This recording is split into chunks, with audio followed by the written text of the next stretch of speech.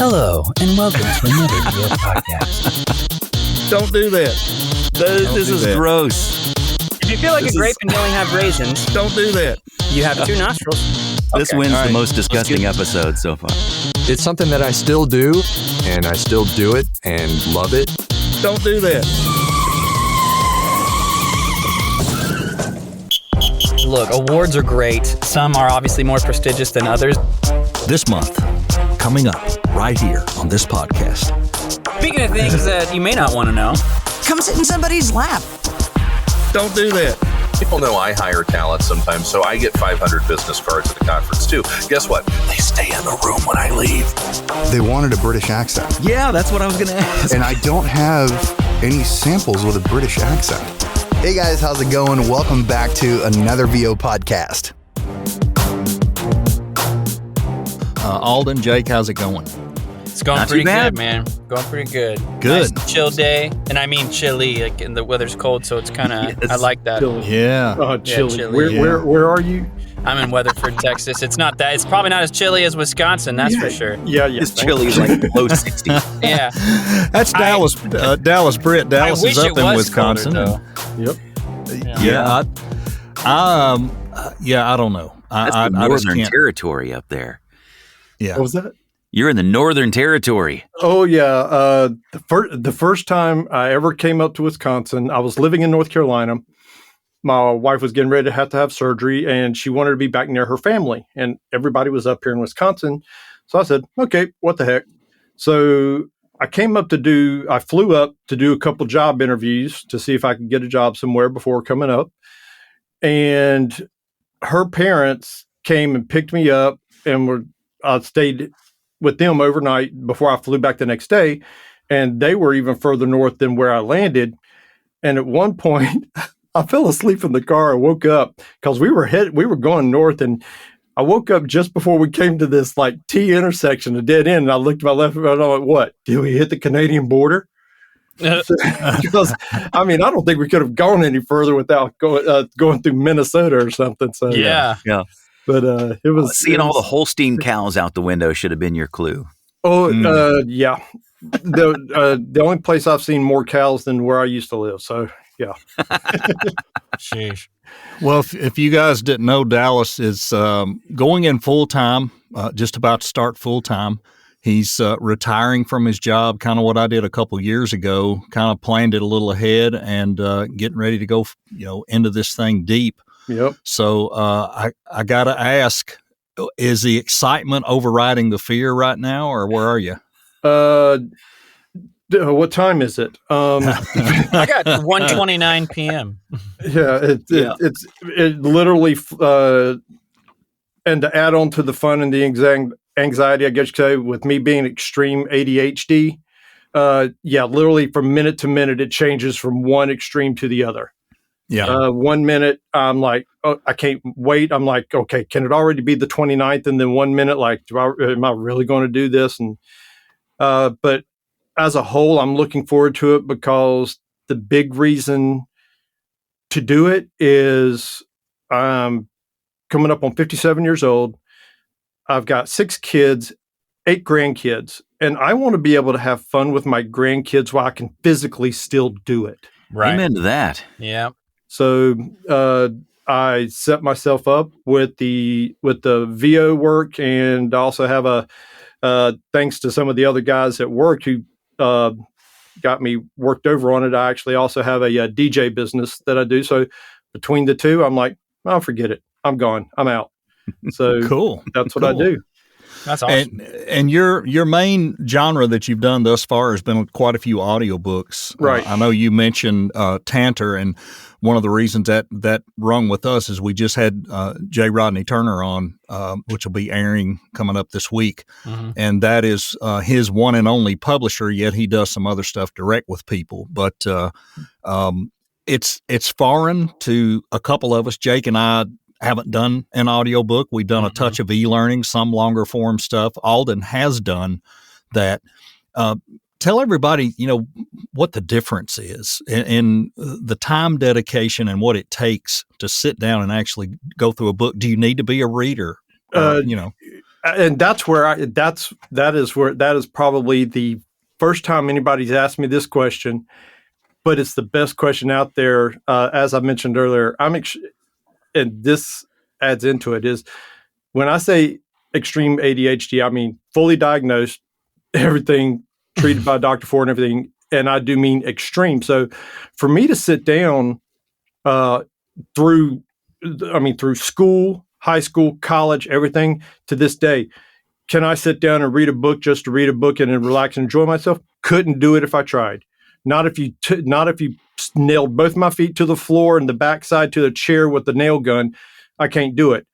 But to be able to do it as a narrator is extremely easy because in my mind, I'm not reading the book. I'm acting it out. I'm performing. I'm becoming those characters. Mhm. And the best part about that is when somebody's reading a book for enjoyment, they're sitting there, they're in their own head doing that. Now, with me being all the characters, well, let me rephrase that. Whenever there's multiple characters in a book and me taking on those different characters, I don't have to think A, B, C, D, E in a row. I get to go A, C, D, ooh, squirrel, this, and I can jump around because the characters are jumping around and I'm constantly having to think about the characters. So that's what makes it possible for me to do that. And that's also what makes it extremely, extremely fun to do. So, and I probably learned more in the last year in history than I did my entire time in high school and college with, like I said, with Tantor. I've gotten to where with them, I'm doing a lot of their military history and military biographies and stuff. That's cool. And the thing I like about it is I get to learn. I'm learning stuff while doing those books. My favorite is a book called Home Run, Escape and Evasion of U.S. and Allied Forces. I think everybody here from the looks of it is old enough, except for maybe the guy in the red shirt. Hey. Y'all remember the Steve McQueen movie? Yep. The Escape. The Great Escape or The Great Escape. Thank you. I had to think about that for a second. From Alcatraz. Well, yeah. that movie or that book is about that, The Great Escape, and the characters and all that were in there. So when they're going through the book and narrating it, I learned a lot. Like one of the main people is one of the characters in the movie is one of the higher ups in the government in the British government. And so he was actually a consultant on the movie. Oh, but wow. The best part about it was after I finished narrating this book, because I remembered these things as it was going. And afterwards, I'm like, I got to do it. So here I am. I just finished up my the last pages. I think it was like 12:30 at night, 1 a.m, something like that. I literally went in, jumped in my bed and pulled up Netflix or I think it was Netflix or whatever, pulled up The Great Escape and started watching it. And I was able to go, oh, wait, all right. So that's so-and-so. And I could remember the real names of the people that they were talking about and associating what you saw in the movie. And afterwards, the movie held true to a lot of it. How do they? Which is I have questions. uncommon. That's because they escaped out of a German prison camp, Mhm. right? So did they That actually? was supposed to be inescapable. Right? Did they actually fill their pockets with dirt and drop the dirt out of their pant legs and all that stuff? Yep. Cool. They talked That's real about stuff. that was a whole a major part of the book was how the forces, the Allied forces, the creation in the American side of the branches and then the British side had their own departments of the military that were for nothing but finding ways to help these guys escape and evade, and the creation of the escape lines, the escape routes that were used. And it was just amazing to go through that and to learn that as I was narrating the audiobook. There were times where I literally stopped at one point because I was like, all right, wait, am I still recording? So, to make sure, because I was getting into it. That's So awesome. that's the main thing I love about narrating audiobooks is the different stuff, especially the historical sides where I can learn about people and different things. And then, when I go into the fiction side, getting to create these characters and by create them, I mean taking what the author has put out there, and I'll get with them. I say, how do you envision somewhat? I mean, to get their idea so that I don't totally obviously go in the left field direction from what they had envisioned, but then I get to take what that author hands me and then create those characters. Right. Yeah, And that's then neat.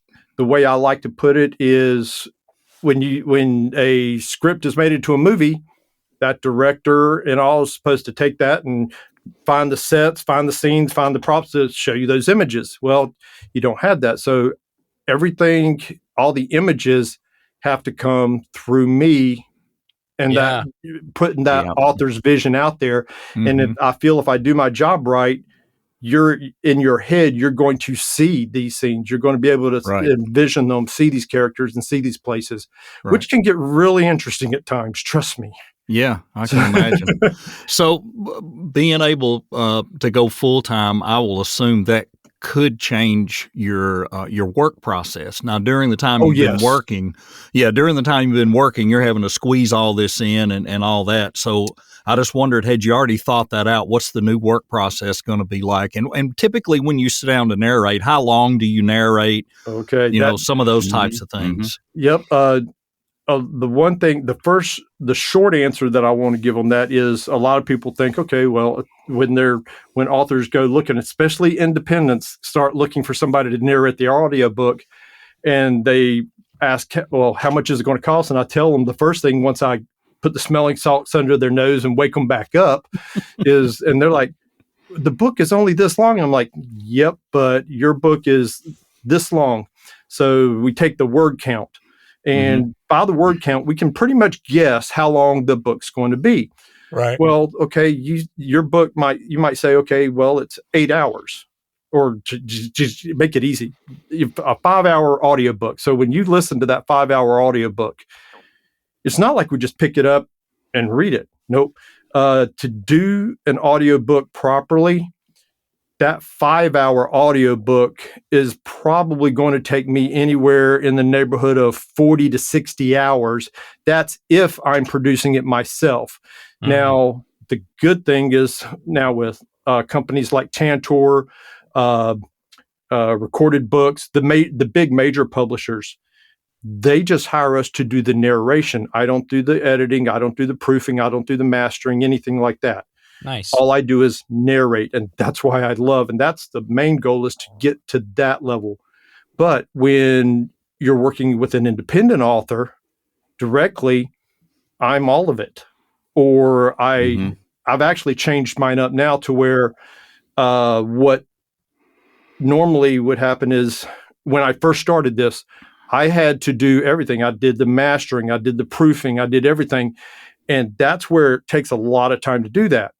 Me now, whenever I can, I actually hire out somebody to do my editing, my proofing, my mastering, because the way the human mind is, it's very difficult to actually be critical and find your errors, find your faults and stuff. Right. So I hire somebody out to do that whenever I can.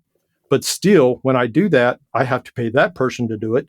So all that entire process, for every 1 hour of audio, you're looking in the neighborhood of about, between yourself, all the people time involved, you're looking at probably about 8 hours worth of time for just 1 hour of audio.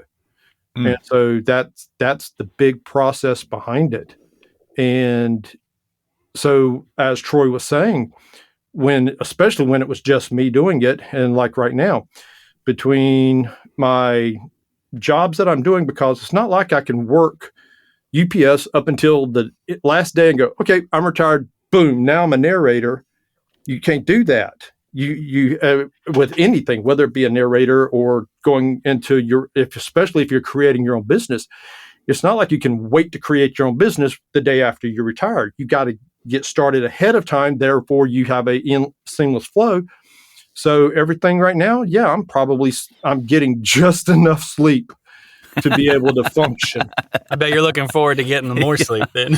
Oh yeah. The best part is I'm actually looking forward to getting to not be a vampire anymore, because my job with UPS is I drive semi trucks at night when everybody else is going to bed. I'm starting, and when everybody's getting up to start their day, I'm going to bed.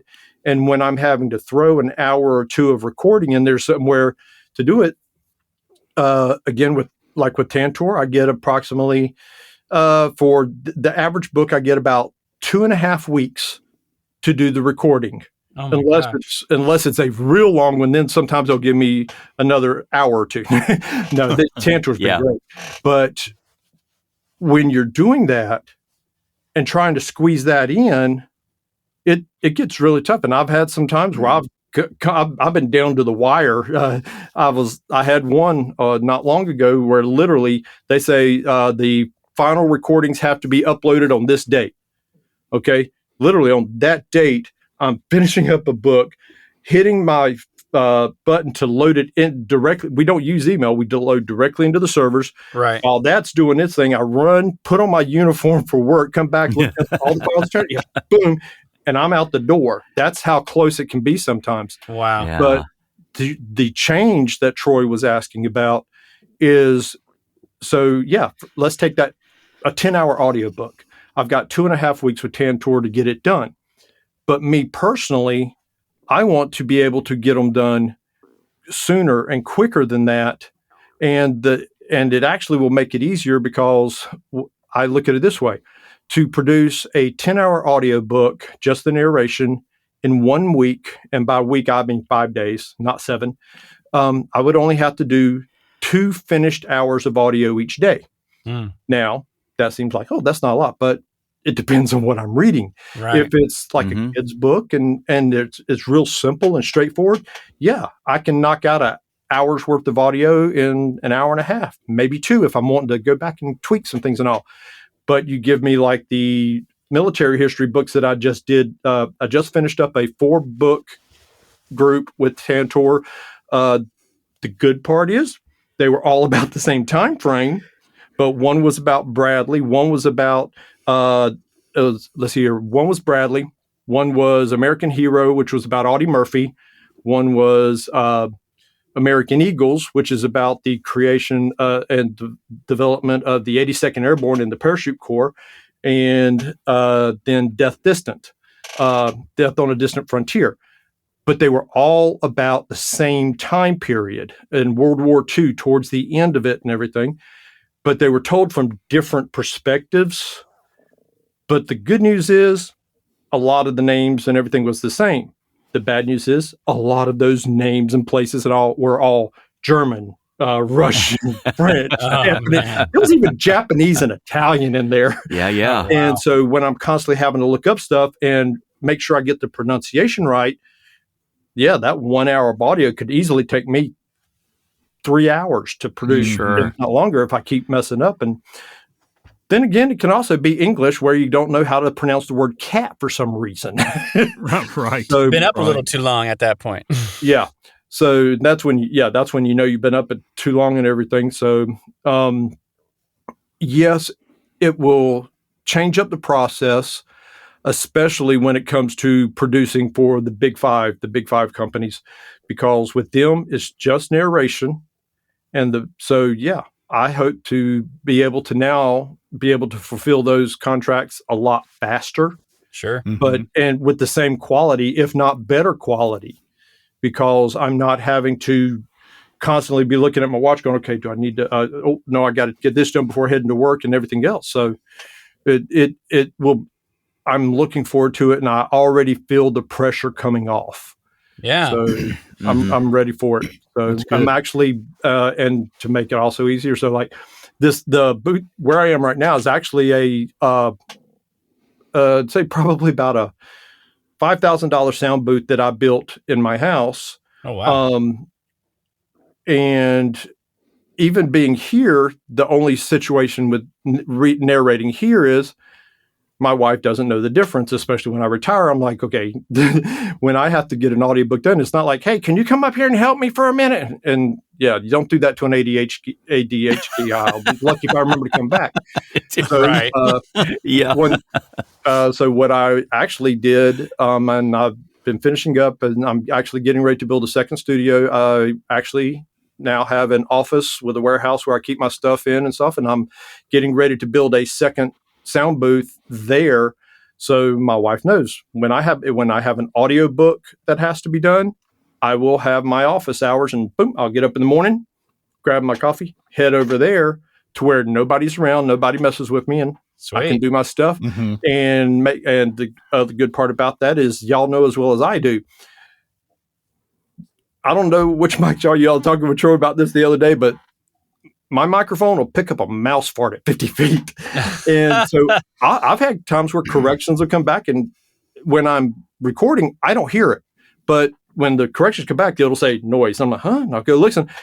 And it's my wife upstairs that I couldn't hear myself, but the microphone picked it up. Right. So by having an outside place with total control of my environment, I also hope to not have to do any more corrections because of little noises that I can't catch. Sure. Yep. So it's a big thing. I do want to also, and I wasn't able to do this as much. I haven't yet landed that first commercial. I'm waiting to get that first commercial that I want. The hardest part about doing that is, again, with time, Troy can attest to this, I'm sure, is there are times where some of the platforms, or not platforms, but the groups that I am in, where they'll put up auditions, the more professional jobs, is like, it'll say, I'll get an email.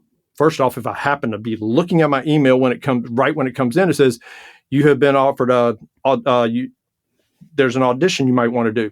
I click over to it, and like this one right here, it might say they're only taking the first 200 auditions that come in. And I've actually sat there and watched the little meter go up while I'm sitting here trying to do the cast, because you're also in competition with thousands of people. Right. And by working at UPS and everything else, I don't have time to do that, or I can't count how many times I've been at work. And y'all, Troy and y'all, I'm sure y'all seen this. You've got your travel rigs. Yep. When I'm in my truck, I've got a backpack that has my tablet in it, a little smaller portable. Now I lead off the audition with this recording is being done mobily, to the little disclaimer of I'm in my truck. This will not be the audio quality you receive if I book audio quality is not. This is strictly for evaluation purposes of the narrator's voice. But yeah, sometimes you got to be fast on. I saw one for like 200. They were open for 250 auditions, and it took less than 5 minutes before they had 250 auditions in. Yep. And cut it off. Wow. So, it's crazy. And that was kind of going to be my next thing. I know you've had good success with audiobooks, and we were talking about the commercial thing, but maybe it becomes more of a through direct marketing. It's more corporate narration or e-learning or something in that direction, where you're ramping down to a little shorter stuff, and then you're moving into the other. Because it seems like you can go into narration, e-learning, then start doing explainers, and that would probably really sharpen your blade for commercial stuff. Right. And which I've been getting into. I've actually, and that's the funny thing, is I actually have done on camera work for the UPS Wisconsin safety program. Oh, that's cool. They were like, "Hey, Dallas, can you do this for us?" And so I've done some. I've actually done some of their safety videos for the safety committee, doing different things. And that period of time where I was telling y'all earlier, where I destroyed both my shoulders, I couldn't drive. So here I am. What am I doing? I'm doing non-active work, but making videos and voiceovers for them. Nice. So it was fun. Yeah, that's cool. For some reason, now I'm picturing you doing the videos with your arms in a sling. Doing the safety videos. They weren't done, but there was one that I did that everybody was like, "What the heck is this?" And they realized they're looking as if they were on the hood of a semi truck, looking down at the ground. And the video was about pre-tripping your truck. Now, no, we don't get on a thing and go underneath our trucks, but I can roll it out from underneath the truck and stick my head out like, the first thing you need to do is make it. That's awesome. Did you really? I said, yep. That's awesome. Idea. Pretty good idea.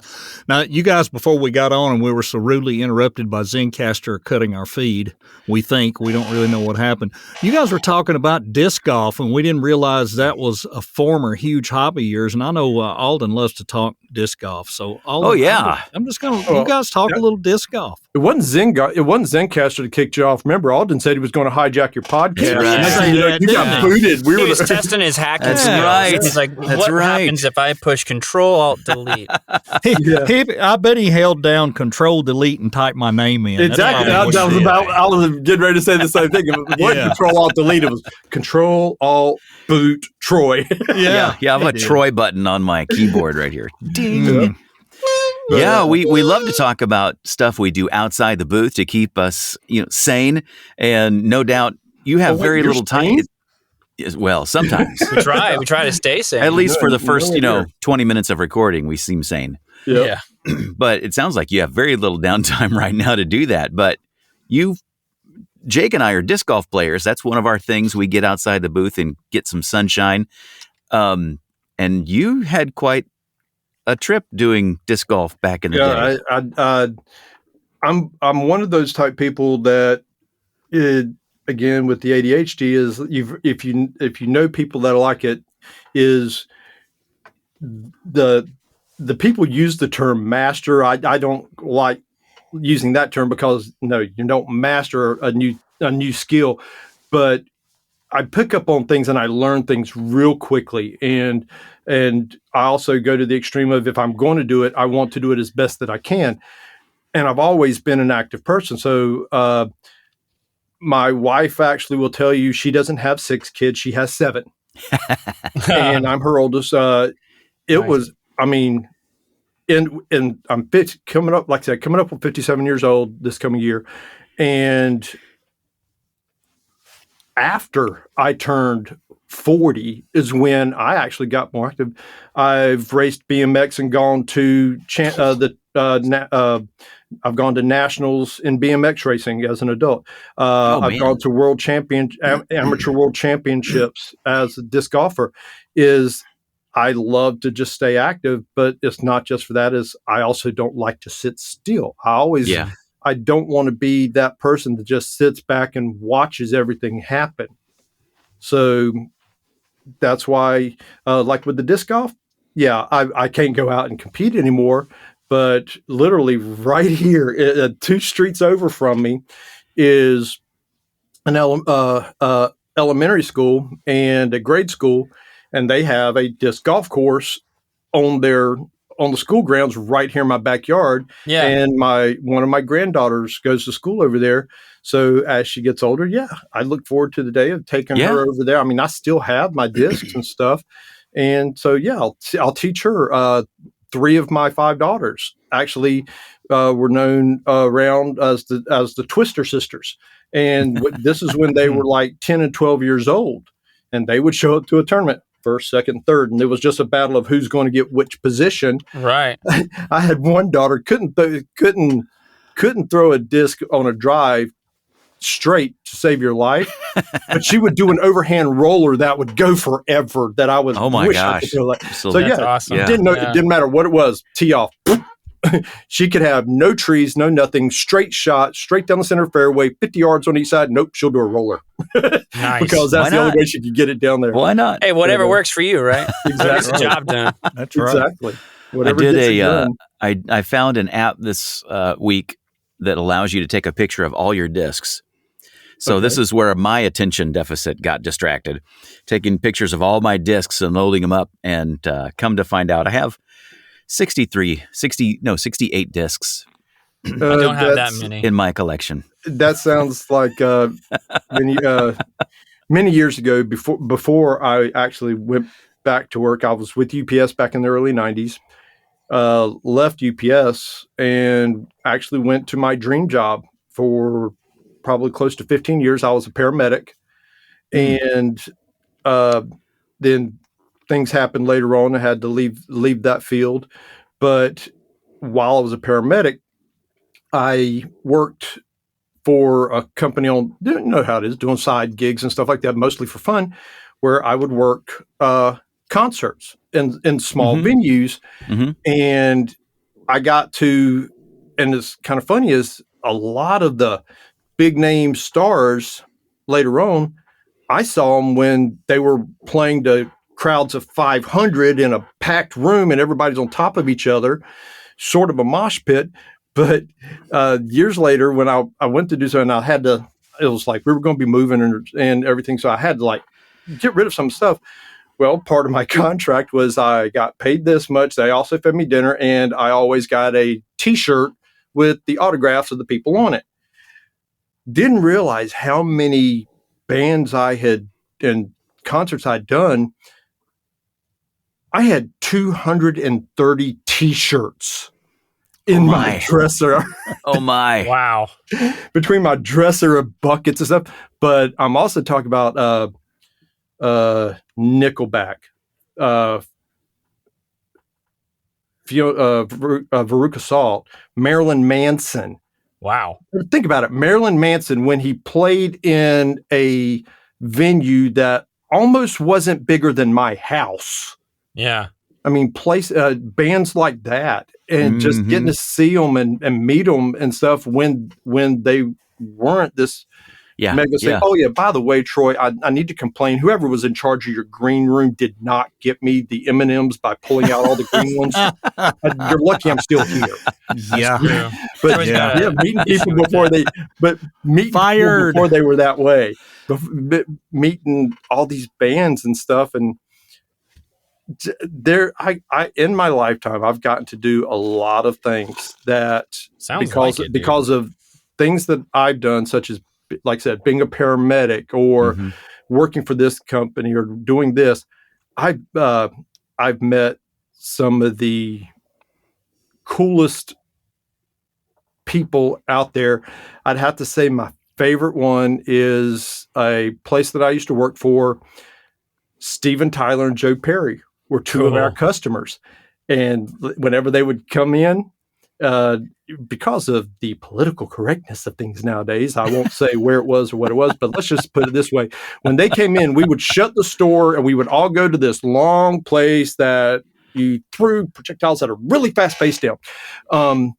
And we would shut down and have fun. And his bodyguard, if you've ever seen him and they call him Tiny, that man ain't tiny. So Steven Tyler's? Steven Tyler, yep. Yeah.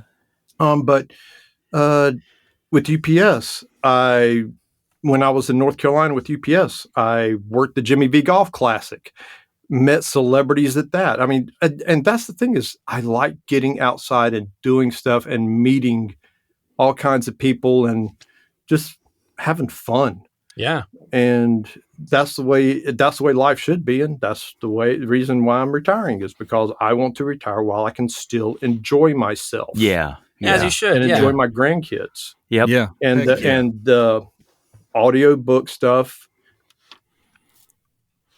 is getting me there. I first got, I guess you would say, the thought of that type thing. I went to school at Appalachian State University. My degree, my main degree, I've got 3 degrees, 4 minors, was broadcast communications. And my late wife and we were renting the bottom level of this house. And the older couple that lived upstairs from us in the house, that's what he did. His retirement and everything, and he's in a closet and recording audiobooks. And and I met him and he showed me his stuff, and I always liked audiobooks and stuff like that. And so here we are. I graduated college in 91. And here we are coming up now, about 3 years ago. I wound up becoming friends or just introduced myself and come to find out we started chatting back and forth on Facebook. The author of my favorite series, the Chase Fulton series by Cap Daniels, and his narrator is PJ Oakland. And well, one day literally got talking to him, and we were on the phone one day, and I was mentioning, I can't remember how it came about, but I mentioned how I always wanted to do like audiobooks and stuff. I mean, heck, I went to college for 6 years, and we spent $60,000 for me to learn how to make the VCR stop blinking 12 o'clock. That's pretty much it. Hadn't done anything with it, but I mentioned how I always liked audiobooks and I would love to do it. And he said, well, you do know there are some people who do this on the side. And I'm like, what? And he talked to me, and then told me about one of the platforms out there where a lot of people go to, and there's questions about it and stuff like that and everything now. But so I started doing it, and then one day I was having some issues and trouble, and he goes, "You do know PJ coaches, right?" And I'm like, "No, couldn't tell me this before." So I wound up meeting PJ Oakland, and PJ Oakland is my coach, my mentor, and I like to consider him a friend. And he is one of the best in the business. And I have learned so much from him and the others that I have met along the way. My fun little thing is, if you go to the and I mentioned Tantor a lot because they are my primary. I've done more books for Tantor than I've done. And when I say Tantor is a part of Recorded Books, which is actually, I think it's 5 publisher companies under one. So like you got Tantor, Recorded Books. I can't remember the other ones right off the top of my head, but I say I refer to them as Tantor when I say it. But if you go to Tantor's page and you go to their narrators page, where it shows all their narrators, I'm right below Scott Brick. I'll take that. I'm like, Scott Brick's here. I'm here. I'll take that. Awesome. Yeah. So you got to take your little bitty ones wherever you can get them. Yeah, no kidding. Right. And That's right. So it's opening up new, not just new avenues as far as income and all, but new avenues of getting to adventure out and do things. The beginning of this year, I had never been to New York City, and I went to APAC and sweet. got to see New York and everything else, and see a lot of people in the voiceover world there, meet a lot of the bigger producers and stuff like that. Right. And next year I'll be going down to one in Atlanta. In fact, the biggest voiceover conference in America, VO Atlanta. I'll be starting to travel around to do some of these bigger things and meet some of the people that, if you only knew Troy, one of my favorites, Ryder. Yeah. Ryder, he's awesome. I can't wait to, I was actually planning on meeting him this past year in VO Atlanta, but when I found out I could go to APAC, I had to switch my plans around because they're pretty much the same time.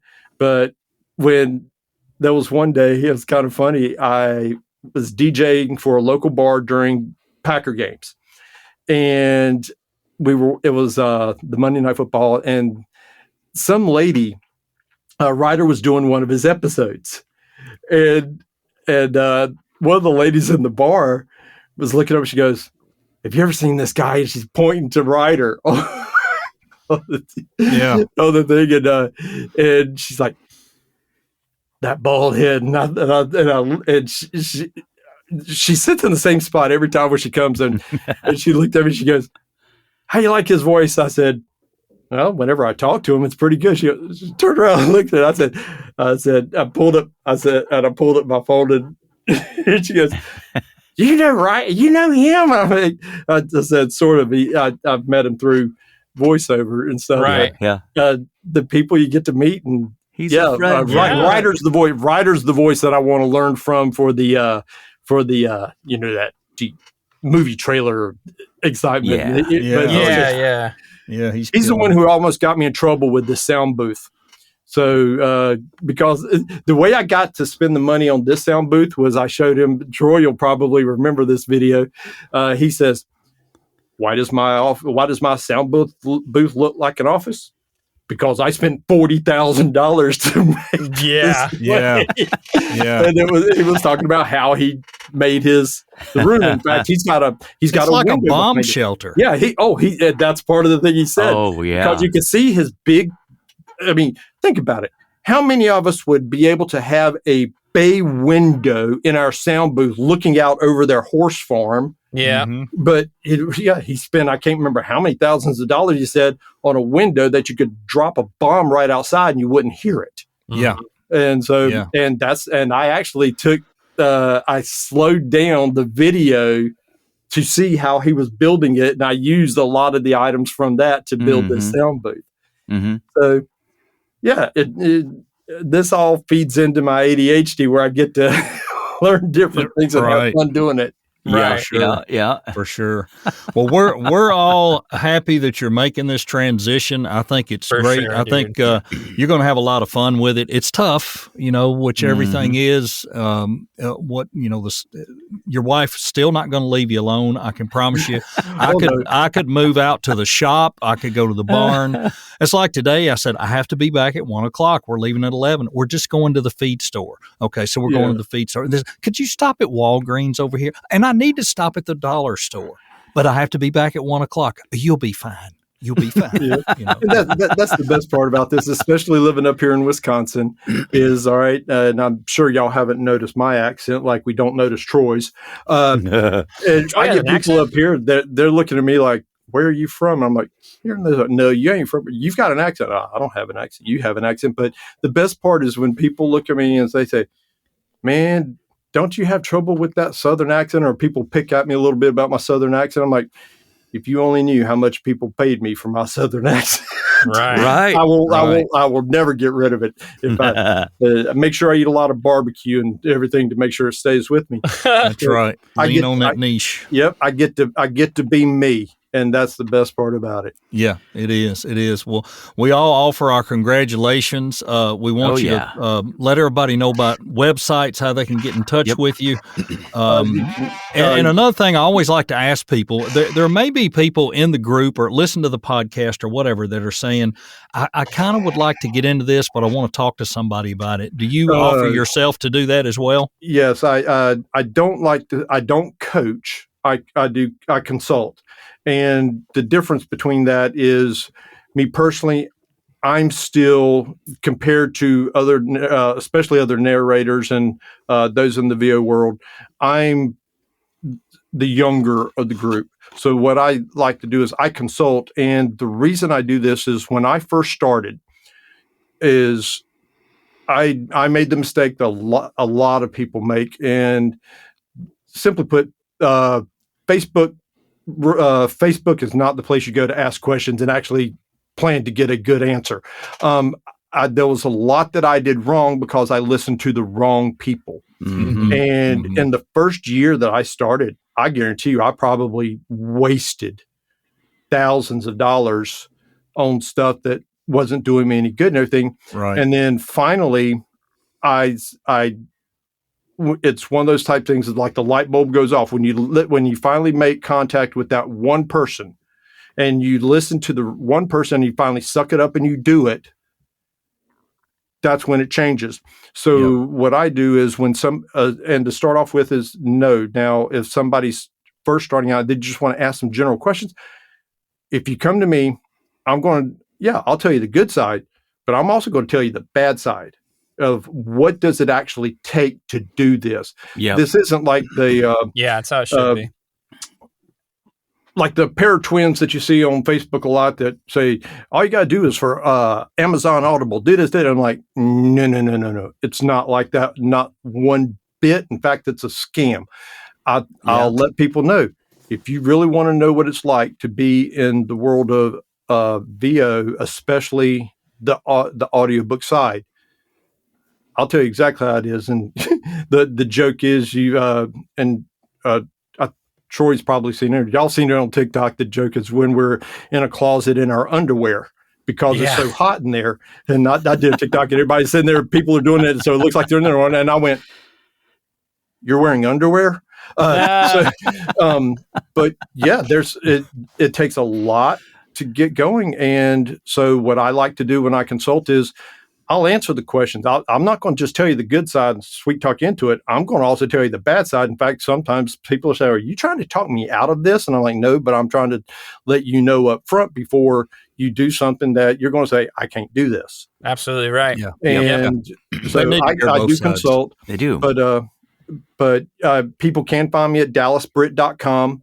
Okay. I'm actually in the process now. The website is out there. It's called Flash Audio Productions, where I do a production side. I'm not the narrator, but other narrators use me to help produce their audiobooks, and independents come to me to help find narrators and everything there. So you can find me at either of those sites, dallasbritt.com, flashaudioproductions.com. And yeah, I'd be glad to help. If you're wanting to become a narrator or get into VO, I'll talk to you there. If you're an author and you're wanting to get a book out, an audiobook out, I'll be glad to tell you the ups and downs and the truth about that. If you are a narrator and you need help doing the production side of it, so you don't have the narration is the fun side, the production side is the I'll take the side of it and you take the fun side of it, and we'll make an audiobook. Yeah, collaborate. That'll work. Yep. That'll work. Well, Dallas, thanks for joining us. We've about hit our time. We try to I hold somewhere around 45 minutes. And we knew you were still working. So, hey, best to you. Only 14 more days? Yeah, couple weeks. Weeks. Or 16, I guess, right? 29? 16. The way I put it is I've got 3 more Fridays. There you go. Nice. That's the way to look at it. That's the way to look at Yep. it. Well, for Alden and for Jake and for Dallas, I'm Troy Holden. Thanks for joining us here on another VO podcast. See ya. Thanks. See ya. This has been another VO podcast with Alden, Jake, and Troy. Join us again next week on Spotify, Google, Amazon, Apple, and most all major podcast platforms.